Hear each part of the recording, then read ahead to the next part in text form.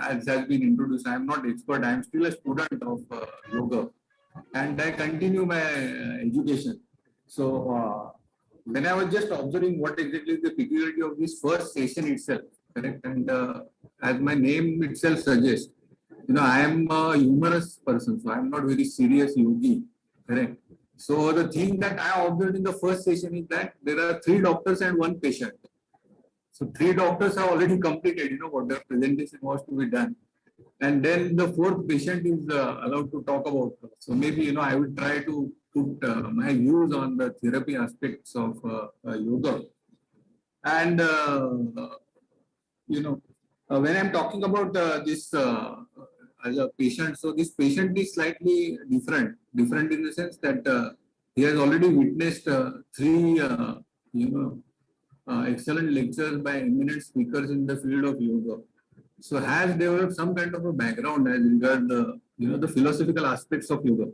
And that is what I will try to make use of in my, presentation for next, an hour or so. When we are talking about, the appreciation goes to Thane School of Yoga for, their basic vision statement itself, which I saw in the flyer which has been, shared. So that talks about spreading awareness and knowledge of yoga, yoga education as a transformational science globally. So what I would prefer to concentrate is, definitely spreading awareness of and knowledge. You all are doing very well, and that is what was the first 3 presentations also. So I would prefer to have my focus on the 2 aspects of it, that is the transformational aspects of yoga and the global aspects of it. When we are talking about the global aspects, it's we are fortunate that we have some International Yoga Day which is being celebrated and which was passed in by almost more than 180 countries all over the world. So that has given some kind of a recognition, but to a limited extent of what I am seeing by the word global is that we need to widen the horizons whenever you are like a yoga teacher. And my peculiar observation as far as this particular webinar is concerned is that there is a almost equal or justifiable representation of the doctors. There is justifiable representation of experts in the field of yoga, and there is also a representation for the people who are working in the field of psychology. As a matter of fact, if you see the book by Mr. Kollatkar on Patanjali Yoga Sutra, he talks about Patanjali Yoga Sutra as a Bharatiya Manas Shastra. So it has more to do with the mind. And even Patanjali also all through, he is talking only about the chitta. So, what I personally feel is that as a yoga therapist, we need not, we are not staying in a very absolutely watertight compartment and, focusing only on the, knowledge from the yoga scriptures. But if at all, your basic intention is to do good for the patients. And I feel that whatever is helpful in other fields also, that needs to be taken for. For example, suppose if you say that, I believe that, almost all of you are interacting with the patients. And when you interact with the patients, you most of the times you will end up with some kind of, investigative reports and files. Now, you may have your own opinion about the allopathic drugs and allopathic treatments and all those things. But if at all, all these investigative methodologies are of great help to us as a yoga therapist, for eradicating pain and misery from the life of the patient, then obviously, we should make use of it. And that is what I mean by saying that, you should also be open to learn some adjoining fields also. I'm not saying that you become expert, but having at least a limited knowledge, it will be useful to you when you are doing applications of yoga from therapeutic point of view. Now, when I say that, second point or second word that appealed to me the most was the transformation. And for transformation, the word which is used by says Patanjali comes in, third Vibhuti path. So most of us, we don't reach up to third path at all because our journey mainly starts in the second chapter. And then we are quite contented with once we have mastered the understanding and the practices which are prescribed in the Ashtanga Yoga. But I feel that the third part is probably talks more about the transformation, and the word is used by Patanjali is parinam. So those of you who are studying Patanjali Yoga Sutra, probably if you focus your attention or your concentrate your study on sutras from 9 to 12 and 13 to 15. So Patanjali again, he has been very intelligently divided the parinams into two aspects of it. The parinams which are happening at the level of chitta and the parinams which are happening at the level of chitta as well as the other 23 values of the Sankhya which have been prescribed. So in the first para which is talking about 3.9 to 12, it is a transformation at the chitta level, and the three transformations which are prescribed are like Nirodha Parinam, Samadhi Parinam, and Ekagrata Parinam.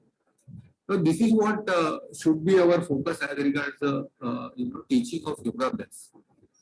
Normally, we may be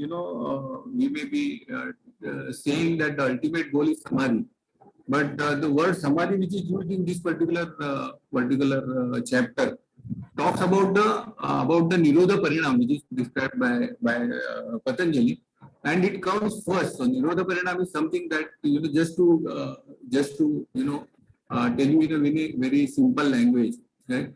First thing is that your and mind chitta or your and mind my mind at any given point, we are thinking about many of things. And as a matter of fact, today's life demands doing n number of activities at a time. So we call it as a multitasking, correct? And that is what not only we expect from the humans, we expect from every gadget also. If you recollect, what exactly Bill Gates talked about in first book which he has written. He has said that in very near future there is likely to be a gadget which can be used as a phone, which can be used for as a credit card, which can be used for communication, which will give you time, which will give everything, and which will tell you your position also where exactly you are. So that kind of a thing what was expected. So it is quite expected in today's world that we are continuously doing many of activities, not just focused only on one activity itself. Correct?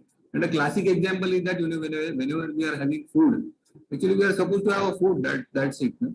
So I don't think that any one of you is really having food at the time of whenever you are eating something. But along with all the food stuff that we are eating, we also have some kind of a TV, we also have some kind of a thing, or we also have some other activity which is continuously going on. So this is, what Patanjali talks about, Kshipta mood and Vikshipta state of, or Chitta Bhumi that is talked about. Most of us or most of our patients who are coming to us are definitely going to have that kind of thing, that they are thinking about any number of things. From there, we just, focus them only on one aspect of it, something. And whenever that kind of a thing is happening, on focusing on one mind, one particular object, that is what he is talking of the parinam which is described at a chitta level as a Nirodha Parinam. So you are getting rid of most of the thoughts which are coming to your mind, which are prescribed as chitta vrittis, and then you start progressing further.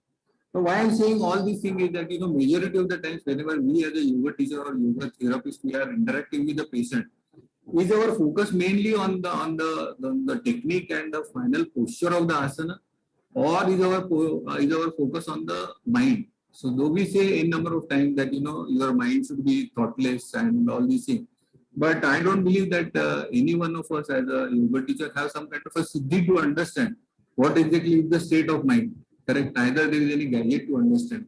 So that I feel that you need to have a very close observation of individual patient that you are doing, and maybe from his facial expression, maybe from the movements of his eyelids, maybe from some kind of a jerking movement, you will be able to judge whether he's really having any kind of a focus on whatever instructions you are giving, or whether he has really reduced the number of thoughts which are there in the mind. So that is what I feel that personally we should look for. And then second stage that says Patanjali is talking about is transformation at chitta level as well as the other 25 elements or 23 elements also which are coming from Sankhya. basically, what we need to understand is that whatever has been prescribed in Patanjali Yoga Sutra, that basic capacity of all these transformations is within every individual. Correct? And I don't know whether you believe it or not, but whatever siddhis which have been talked about Patanjali Yoga Sutra, philosophically when we talk about, all these siddhis are with you and me and every one of us. What exactly is happening is that because our chitta or our mind or basically all of we do not have the real knowledge of our own self, and secondly it is covered by predominance of tamo guna. So that's the reason why all these things are not allowed to manifest. So when we have some kind of a faith in our the person who is sitting at us, that this capacity of transformation is within every cell.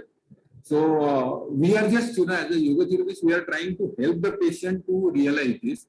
And this is not just a theoretical discussion, but as I said, I would also like to put the patient's perspective. So from patient's perspective, whenever this kind of a change is occurring, so this is not just what the patient is, what you are expecting from the patient's perspective is not just a change of condition from a disease condition to the good health. Correct? Maybe on a patient's perspective, what we need to communicate and what we need to educate the patient is that he is not a passive victim of any kind of a disease. Corona has taught us so many lessons. Correct? And a major lesson that all of us we have realized that our ego and intellect, that whatever we were quite relying on, that needs to be sublimed. We are not most intelligent creatures in this world. Probably there are so many other things. For example, I would like to just share my observation that when the corona occurred and you and me were confined to our house, taking all the precautions of using mask and having safe distance just to save our lives. Other living creatures were not affected by the disease, and their life was not so much so affected by all the conditions which are there. So for the simple thing, my observation is that the crows were building their nest, the sparrows were there, and we could, as a matter of fact, we could witness lots of birds which otherwise we have not seen in our area where we are seeing. So primarily, when the patient is coming to us, the patient's first impression is that it has happened to me, and the first question normally that comes to every patient's mind, and probably if at all you are talking to them, you also will realize, is why me? Correct? Whenever you have any problem, so why me?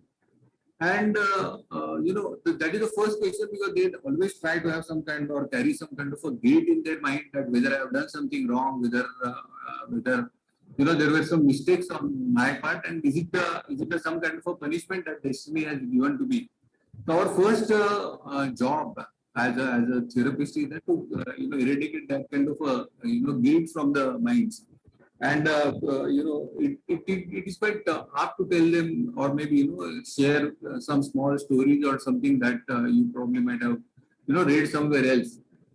Maybe one such thing is that the Arthur was a Wimbledon champion. So when he was stuck with a very dreaded disease, and then of course somebody asked him that do you really feel that or do this question came to your mind? So he said, yes, at the initial stages, I had this question that, I've been so good all throughout my life. I never did anything bad to anybody. So why I'm, facing with this kind of dreaded disease condition? But then when I started thinking very coolly, and then I said that, when I was a Wimbledon champion, I never asked a singular question to the God that, why you have, from all the players, why have you selected me as a champion of this particular, event? So these kind of small stories and some small these things, they are very much useful when we are interacting with the patient. And even what patient feels is that, I am not just a victim of the circumstances or victim of any kind of a disease. But he developed some more, our job is to develop some kind of a conviction in the mind of patient that good health is your birthright. The good health is your birthright. But then, when you say that the good health is your birthright, the right come on any right comes with responsibility. Correct. So when I say that the God has given you, we also need to understand that, along with that right, there are also certain responsibility, and responsibilities are not, just what I mean by as a social responsibility, but responsibilities which are pertaining to your own life itself. That means mainly, what generally we cover is the responsibility in three the broad classes which are absolutely important for us to talk to them, even apart from the yoga abhyas and the effects of yoga abhyas. And those three things which normally we talk about is ahar, vihar, and nidra. About the diet and dietary habits. They're about the exercises that they, and even the relaxation that is necessary, or the sleep, or the number of hours of sleep and the quality of sleep which they have. So without a proper balance between all these things, correct, there will not be any right to enjoy that kind of a good health. And being a philosophy students, probably you may be able to correlate all these three activities with three kind of gunas which are proposed in Sankhya, and we always talk about the sattva, raju, and tamo guna.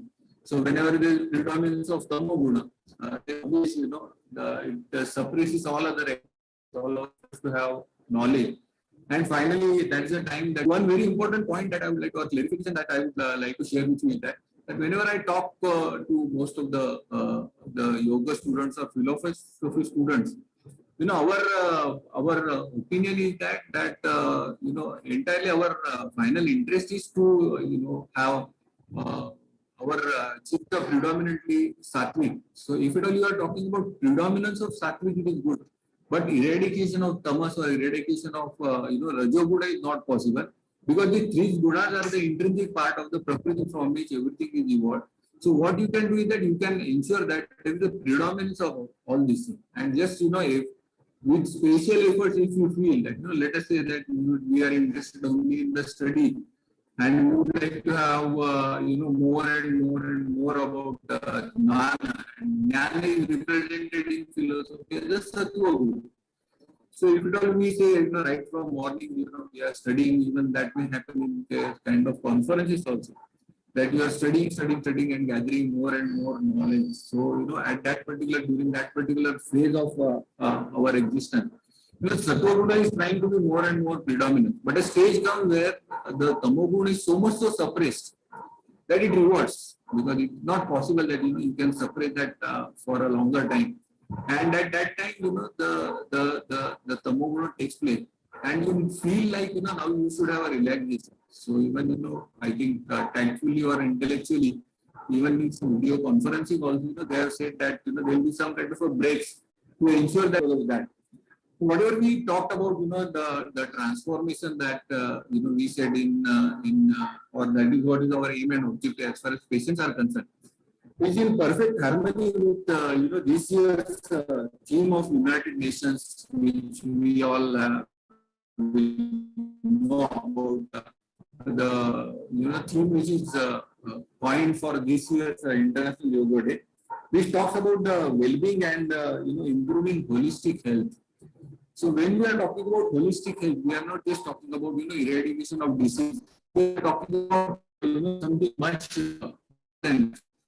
So honestly, whenever we are trying to, teach yoga, what we are doing is that in yoga we are trying to encourage the action. So it is not running away from the responsibility. It is not running away from any kind of activity, but creating more and more awareness about the activity. So what is it? What is that activity that we are talking about in yoga?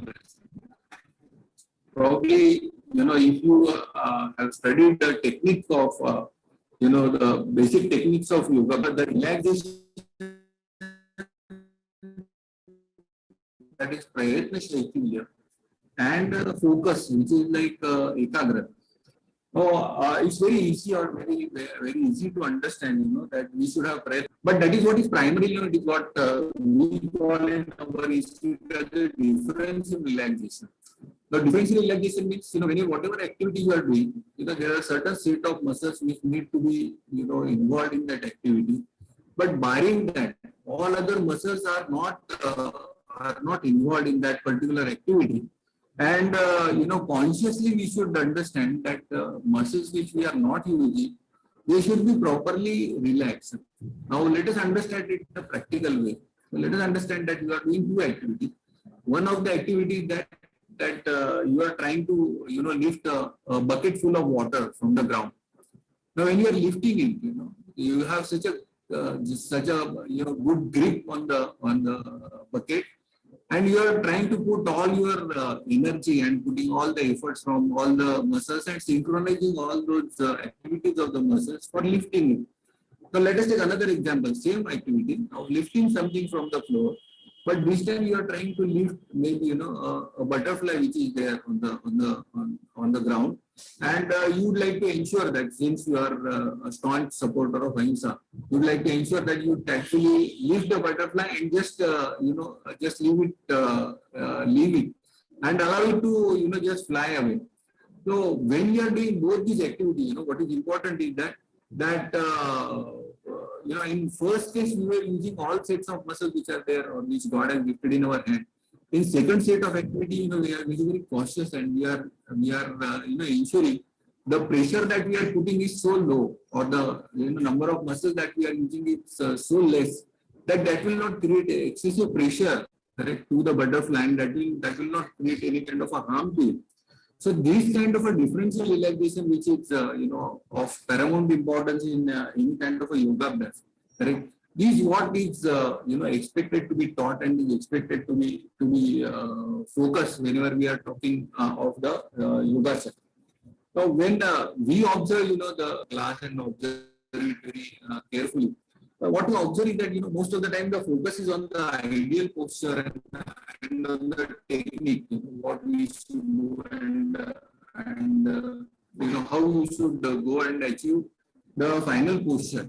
So I personally feel that rather than trying and advocating for ideal posture, you try and allow the patients to go and have the posture which is comfortable, because Patanjali ultimately says that for every asana, what are the two aspects which are important is that sthirata and sukhata, because he talks about the entire technology of asana only in one aphorism, which talks about the sthira sukham asana. So you need to have a sthirata and you need to have a sukha. Now both these things are possible. Suppose if at all we are supposed to stand on two legs, we are not overstaging, so maybe we may be able to stand for more number of hours or more time. But if at all we try to overstage and stand on one leg itself, correct? Then obviously there is lots of pressure that we are putting on our stability itself, and then in that particular pose we may not be able to continue for a longer time. So first and the foremost thing is that we should allow them to do each and every posture as per their own capacity, number one.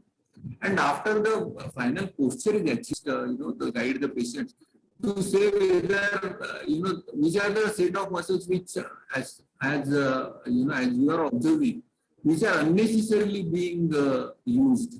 Unnecessarily being used means, like say, suppose if you are doing Bhujangasana, correct, and the basic objective is to have a backward bend to lift your upper torso, but with the help of the back muscles, not with the help of hands. So if somebody is trying to achieve a final posture by pressing his or her hands on the floor, probably you will be able to see some kind of a stretch in their maybe their forearm. So I feel that as a yoga teacher, it is absolutely necessary for you to guide the yoga practitioner, which are the areas which we are not using in this particular posture, and consciously allowing them to relax that. Now, if you cultivate this kind of a habit when you are teaching initially as far as the yoga practices are concerned, but unfortunately neither we have time nor patients have time. And so our focus is to have a minor, the best and the ideal posture in shortest span of time, and repeat for more and more or maximum number of postures in the short span that is available. So if that kind of a transformation happens in the mind of the yoga teacher itself, probably we'll be able to go a very long way. Next, focus. The focus is that it's very easy to say that whenever you reach a final posture, you do not have any thoughts in the mind, but it is almost impossible because mind is such a highly active organ that has been gifted to us that it never would prefer to sit quiet. Right? So, Balkakuzi always used to give some example of a teacher, of a small kid and a mother. If at all any guests are coming, correct, and the kid is always having a tendency to do lots of naughty things, and the mother is interested in, definitely controlling. If at all you control it forcefully, then that control will be there for a very short span of time. But if you engage that kid's mind in some other activity, maybe like you give him some drawing paper and ask him to draw some figure, or the simple thing is that you give a paper and a scissor and ask him to cut into n number of pieces. Once his mind is involved, then probably that kid is comparatively calmer. Now, can the same thing be done as far as our patients are concerned? Correct. And how gradually we can take them to from physical level to the mental level. So the technique which I found very useful and very effective in this respect, correct? Of course, which I have learned from Nimbakal Guruji, is what we call it as a pranadharana. Right? So if at all you tell your patient not to have any thoughts in the ability that you be able to have a thoughtless mind whenever he is doing yoga best, is very remote.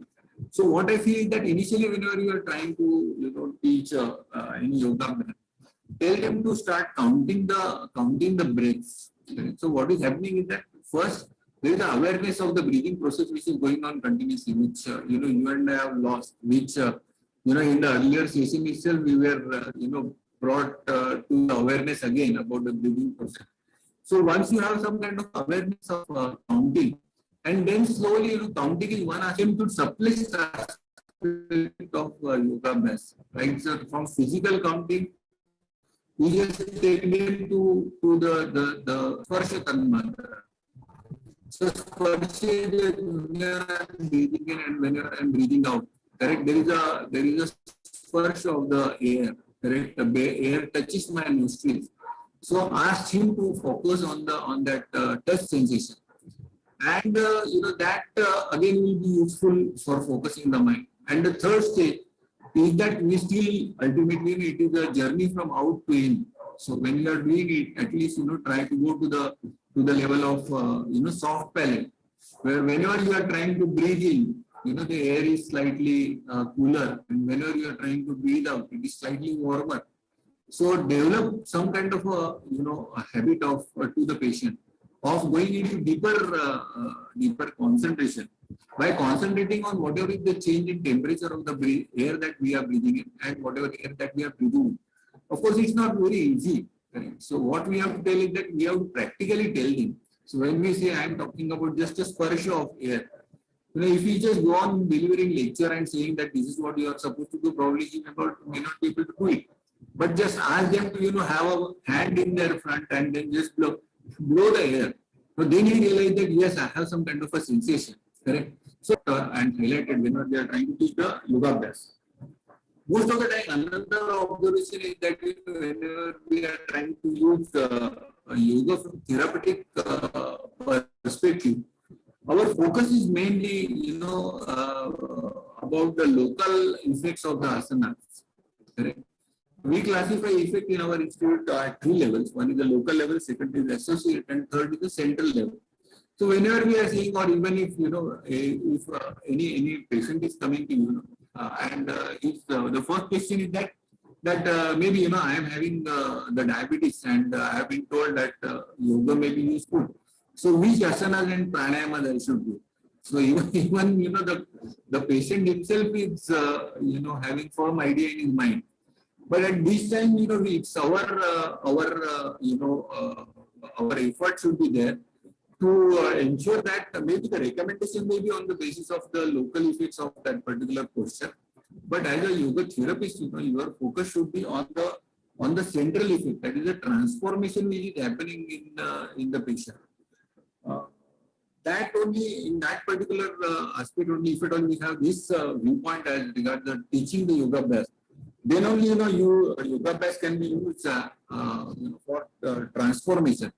And the transformation is happening at the level of mind. Correct? So when we say that, initially I said that all of us we have a mind which is absolutely unstable, or unstable in the sense we have n number of thoughts which are coming to it, and slowly you start developing some kind of a ekagrata for all these things. Niruddha is far off, so let us not talk about it at this juncture.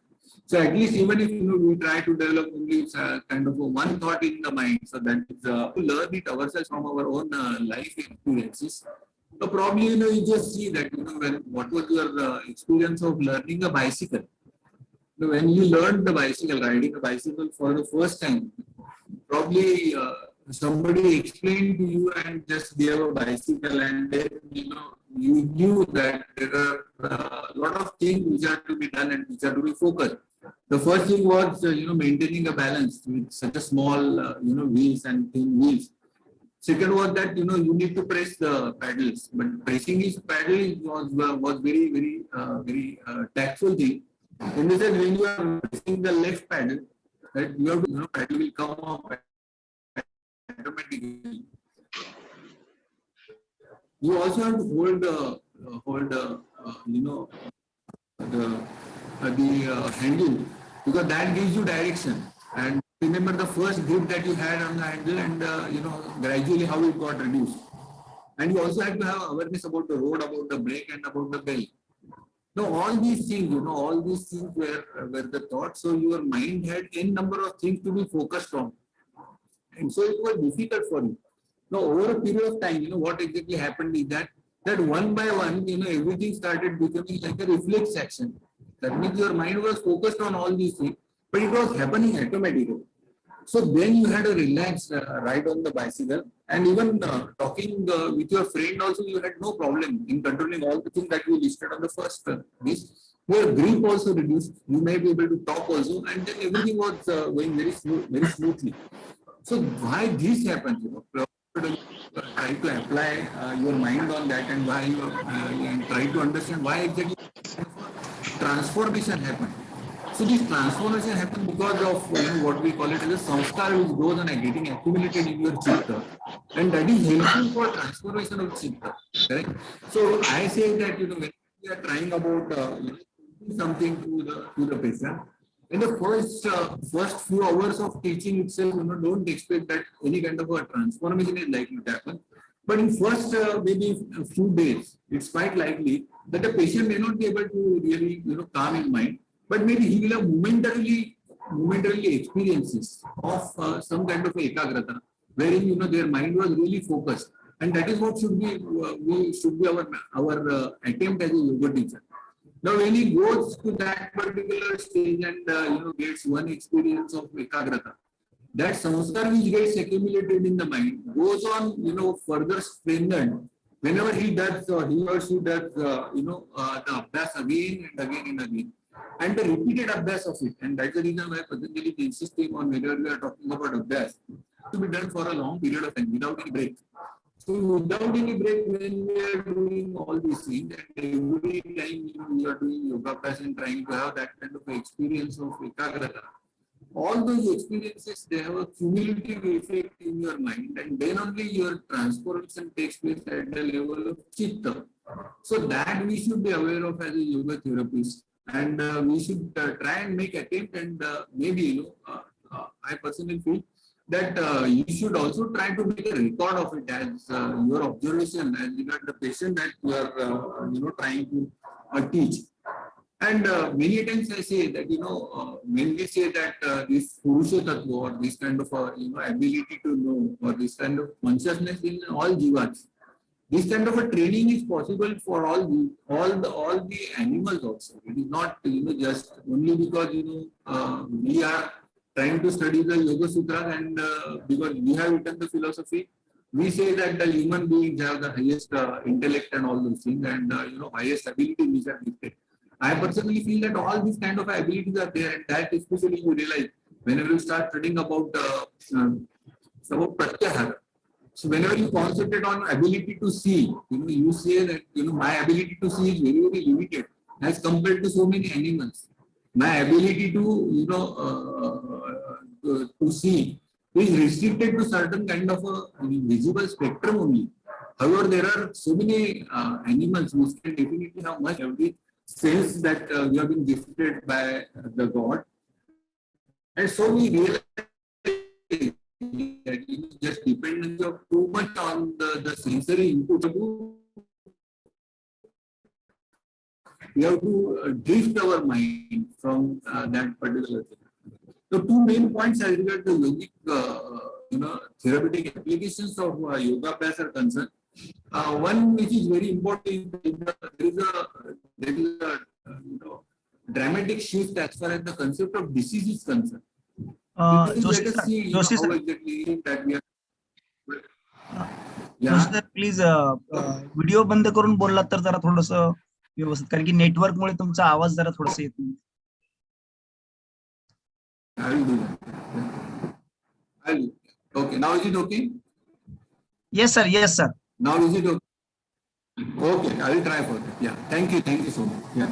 So two main points that I would like to drive your attention is that understanding it with the cause and effect from Sankhya. When we are trying to apply that particular philosophy in terms of the disease condition, let us talk about as a cause as a disease and effect as a solution for that disease. Correct. Now the cause, primarily, whenever we talk about, we are always, or majority of the science that we have learned about, it always talks about the cause which is external. We talk about maybe coronavirus or maybe viruses and the bacteria and all other aspects of it, which are the root cause. Classification of this particular clause in two classes, which is, I would prefer as the internal and external. Majority of our causes which we say that the disease condition is responsible because the cause which is responsible for disease condition is external. Now, whenever the cause is external, we are also looking out for the solution which is external. So rather than doing anything on my own, I am just trying to get some medicines, or I'm just trying to get some help from somebody else. And the solution that we are looking for is also external. The peculiarity of yoga is that the yoga believes that the cause is internal, and that's the reason why the solution also should be internal. What I mean by the Panchakoshas theory which is there. Now they feel that the theory proposes that whatever is the manifestation of disease at the Annamaya Kosha or at the physical level. The root cause, if you start analyzing the root cause of the whole thing, that probably you will be able to reach to the Manomaya Kosha or the mind or the Chitta as it is described in the Patanjali, and that hence also we are accepting it, and that's the reason why number of diseases have been classified as the psychosomatic diseases. It's very important for us as a yoga student to understand what exactly is a psychosomatic disease. When you say psychosomatic, that means the mind has a major role to play in all these kind of disease conditions. I will just give you a real life example because if we want to learn and if we want to correlate all that scriptural knowledge, it's very important for us to correlate with our practical experiences. So if I say that psychosomatic is that where your mind has a major role to play, I will just request you to be brutally honest to yourself. And most of you are very learned and you must have given lots of examinations. Correct? So at the time of exam, but at least once in your lifetime, have you experienced some kind of a problem, maybe related with the fever, maybe related with the perspiration, maybe the loose motions.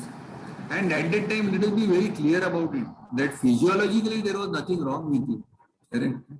It was only the anxiety, it was only the stress of the examination. And the mind had a major role to play. So none, no medicine would have helped to you in this particular, case. So this is what, we should understand that majority of the disease and probably you may be surprised that even, the diseases, maybe like even the dreaded diseases like cancer, the science feels that there is something which a mind has to do, maybe a mind or the immune system that has to do, which is closely related with your mind. So I'll just share with you, the factual, thing about the cancer, since we just took out the example. Now, whenever we talk about cancer, we say that the root cause of cancer is the cancerous, chemicals, or we call them, or we put them under the category of carcinogens. So, what is the science to put a particular chemical?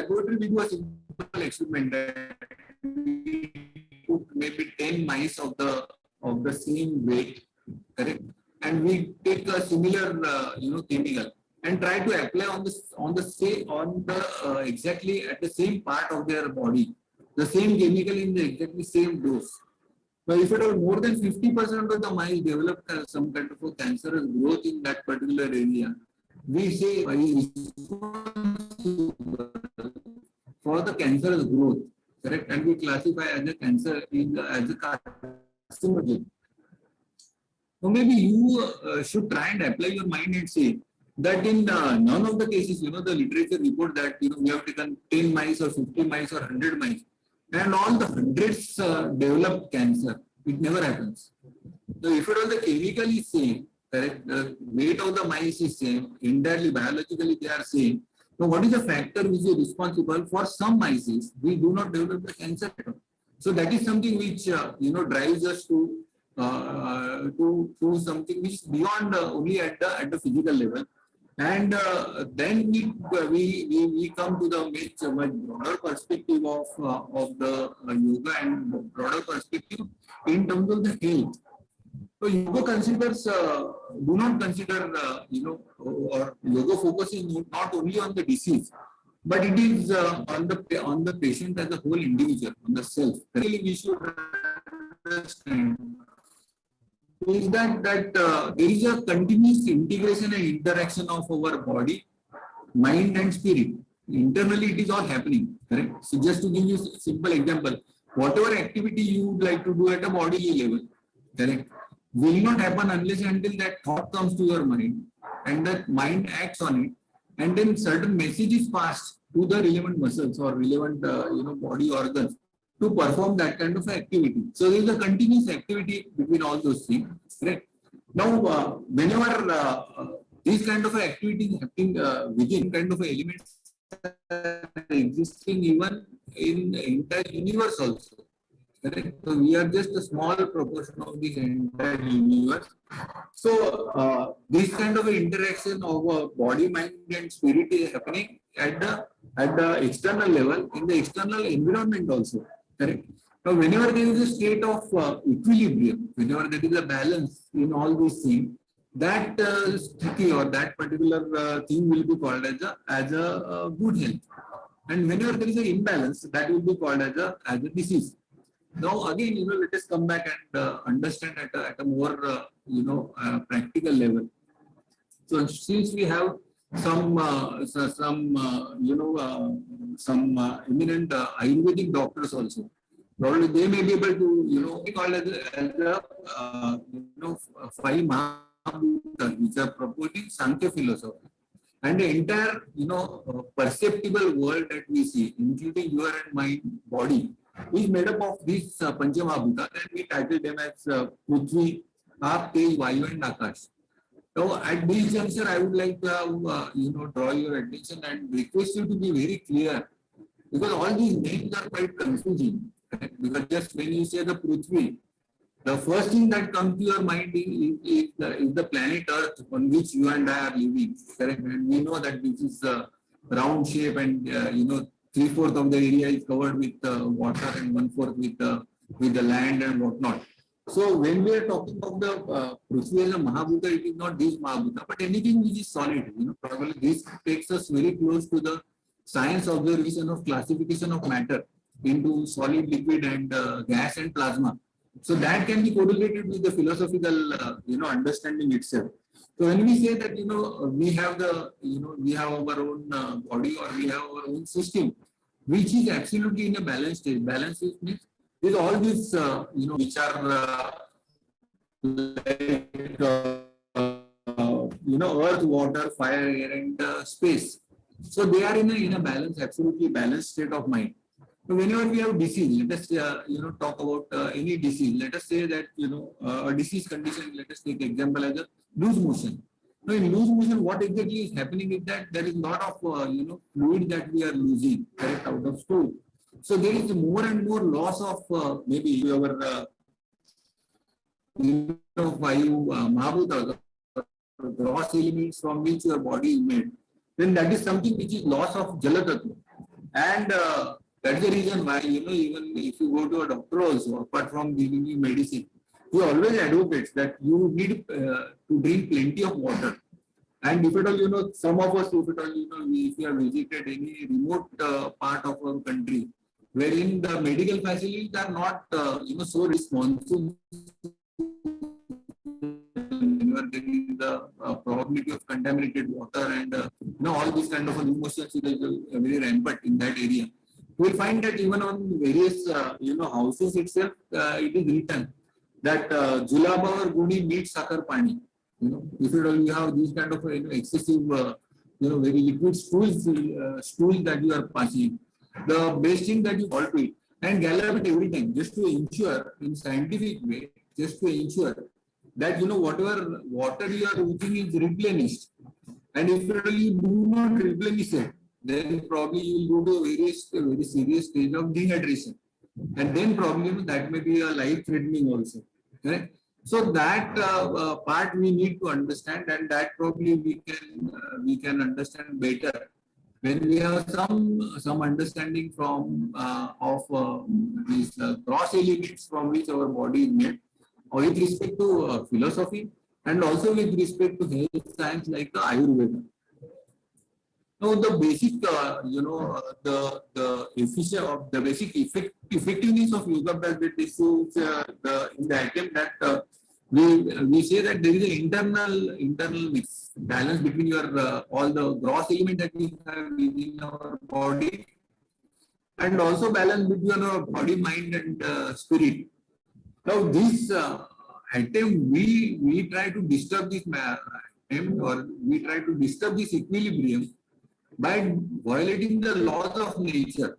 What is the law of nature? Law of nature is that as a human being, correct, you must stand on 2 feet, correct? Because in the stage of evolution, earlier we are all 4-legged animals, but then we try to just stand of the limbs as the hands, and that is how we have progressed a lot.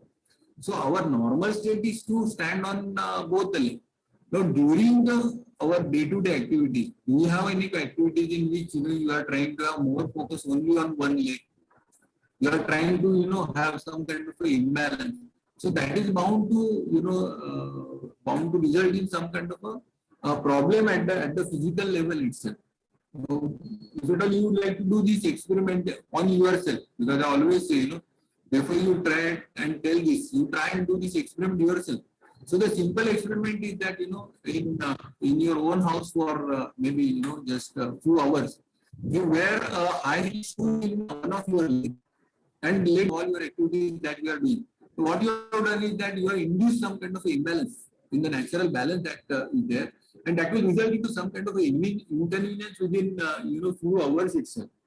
So when we say that we have homeostasis, and that is something which is very close to the most common word which you and I have learned in this pandemic situation, and which is highlighted as the immune system, right? And if at all you have cautiously, so many advertisements which are coming, anything that earlier it was advocated, maybe right from toothpaste to boosting in terms of the immune system. So that gives us a marketing study as a materialistic approach. But what I say is that kind of a internal system is prevailing in your own system. And you are probably, because you are violating laws of nature, because you are not allowing that particular immune system to act on it. And of course, there is that, then and you cross the limitation, then probably it may be very difficult for you, correct, to maintain the good health. The second important thing that I have observed and which is very relevant and pertinent to, for every yoga therapist to understand is that yogic therapy gives miraculous results when the disease condition results from conflicting situation. And what we mean by conflict is that there is always a clash of interests. Means maybe, it is a simple thing is that it is going on within your body and within your mind also, correct? It is going on within you and, other roles also. That means you as a mother have different role. You as a teacher have different role to play in the school, and maybe, whenever you are going into different situations, you have different roles. Now, these different roles have different demands on your body and mind. And many times, the demands are quite conflicting. Another point, you need to be absolutely lenient. So these are two diagonally opposite kind of behavioral pattern that you are supposed to have.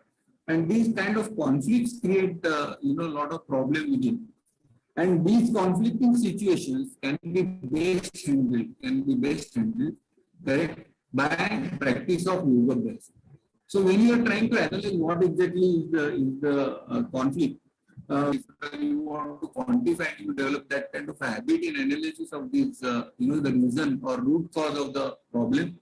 Then this conflict or, 4 situations or 4 main reasons for conflict, you can write down in 4 F's. So 4 F's are like fear, force, fear, and funds.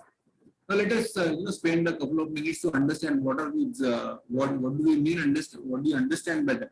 So fear is imaginary concern for the future, and believe me, majority of the people who are going to come to you with any kind of a problem are always anxious about what is going to happen. So many times, all the worst thing that we fear for, fortunately, never happen in our life. Correct? And I always jokingly give a materialistic proof to that. That what is the proof of this particular statement, that most of the worst thing that we fear for in our life never happens. Correct? The best materialistic proof is the fantastic profits made by all the insurance companies all over the world. Right? You and I fear for so many things, and for that, we try to cover all the risks, and which never happens, and that's the reason, we are very happy about it. The insurance companies are also very happy about it. Next is the force, and force we can have two aspects of the force. One can be ethical, second can be emotional. Example of the ethical force is like a very honest person working in the most, working with most dishonest boss. So the boss has different expectations from the individual who is his subordinate, and subordinate, is not very keen to compromise, because ethically he feels that there are few things which he or she should avoid. And the emotional pressure is, in majority of cases that we face for, is the pressure created by a single child, correct? Because most of us in nuclear family, these families we call them as a single child, working parents, correct? So in single child working parents family, there are lots of demand by the child, which are, just fulfilled by their parents, even stretching all their resources that they have, correct? And finally, if it all the final results are not achieved, then finally the parents get frustrated, not probably the child. So we have lots of cases which are coming out of these conflicted by force. And then is the conflict because of fairness. Sense of fairness is right or wrong. So each one of us have different, but dependent on the circumstances that. So right concepts itself have lots of different connotations, and they vary from person to person and vary from situation to situation. So these again lead to some kind of conflicts. And the last F is the funds, which is like due to tangible and due to, as you take a typical case of a COVID patient, correct? The hospital hefty bill that he has to pay is a tangible cost, which is creating the conflict in terms of funds, and the depression and the kind of a loneliness, or maybe which is faced by his near and dear ones. They are helpless. They are not able to do anything for even they can go and see the patient also. So that is something which is the intangible cost which the relatives of the patients are paying. And all these conflicts probably I think they can be resolved in the best way by yoga. And since I also referred, in a broader vision, something which is the psychology. So, or whenever I'm interacting with the patient, is something which is described in psychology as a rational emotive behavior therapy, REBT. So it talks about some kind of a reaction and the causes for that reaction. And because of the wrong, the value systems, or wrong kinds of faith, wrong kinds of understanding of a particular situation. In yogic term, you may label all those things under the clash of avidya. So they are responsible for all. I would like to give emphasis on is that even our earlier speakers also have talked about, but as a yoga therapist or as a yoga teacher, I really doubt whether how much we practice when we are teaching yoga. You may be expert, but whether how to what extent you really inculcate that particular thing in the minds of the people who are learning yoga from you, and that is spirituality. Correct? So I would like to quote a very famous sentence from an excellent book by Dr. Deepak Chopra, and the title of the book is Seven Spiritual Laws of Success. Why I'm saying that this is an excellent book, because most of the books written by Dr. Deepak Chopra, the root cause you will observe in the Indian philosophical systems, and that's the reason why it is quite appealing to you, and I feel it is quite relevant to our today's discussion. Is that people with stress, without success, and without spirituality are never happy. So obviously you can understand people with stress are never happy, and we face so many people. People without success, there are all the reasons to be unhappy about their life. And spirituality is something that we need to understand, and we need to spend a couple of minutes more on that. So it says that primarily as a student of yoga, that mind or chitta as a evolution of Prakriti, that is where sattva guna was predominant. Supposed to have a predominance of sattva guna, correct? So it is supposed to be filled with spirituality. So over a period of time, what exactly has happened is that because we are not aware about this, the excellent material which ought to have been there, which should have been there in our mind. The spirituality has vanished, and there is something like a vacuum has created. And please remember one thing, that the nature hates vacuum. Nature don't like vacuum. So whenever there is a vacuum, because of lack of spirituality, nature tries to fill it up. And what are the things which nature fills it?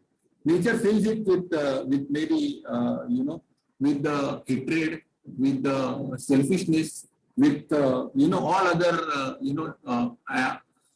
maybe antisocial thoughts and behavioral pattern that we have. Yeah.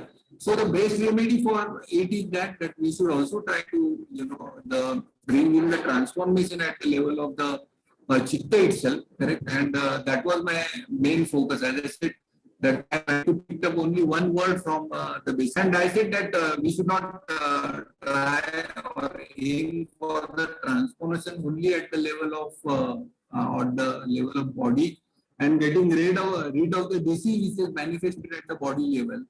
But we should also talk of the transformation. And second thing that I said, that you also try to have, or you also try to acquire some skills which may be helpful to you. And the main thing that I talked about from Ayurveda, you can learn the principle of the Panchamahabhautik Siddhanta, which of course again originates from Sankhya. From psychology, you can learn techniques like maybe the rational emotive behavior therapy, and techniques of counseling, because I feel that unless and you have these techniques which are beyond yoga abhyas or beyond the scriptures of yoga, you may have a lot of knowledge about the scriptures, but you may not be a very successful and effective therapist. So having broader vision, global at the level of spreading yoga therapies will take a long way. So this is what I just wanted to share on the basic word of transformation that I felt like highlighting from the theme which is conveyed to me. So I am thankful again to Thane School of Yoga for giving the opportunity to share my thoughts. And now I think I have